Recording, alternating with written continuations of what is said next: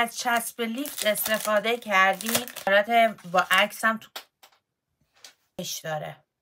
اینجا هم چسب داره. من نمیدونم واقعا چسب ایران هم این شکلیه.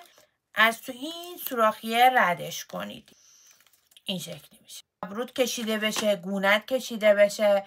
اینجا زاویه فک، نمیدونم پیشونی که نه. اینو میکنم.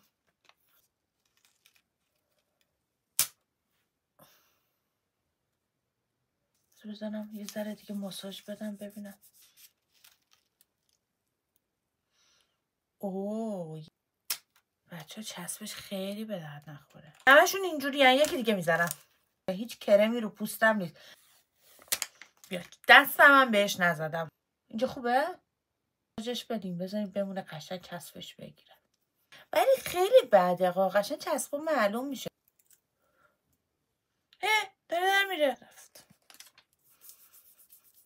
به نظرتون خوبه؟ پس من چجوری کرم پودرمو بزنم اینجا یعنی افتضاح میشه. این کشه معلوم میشه. اصلا موهاتو مثل من نمیتونی ببندی. یه ذره دوم ابرومو میبره بالاتر. چسبشم به درد نمیخوره بابا. اصلا اینا نخرید. خیلی پولتونو برای که تو آشغالی نریزید. این تبلیغا هم که براتون میذارن چرت و پرته. ببین چه بی خوده. دستم درد کشم.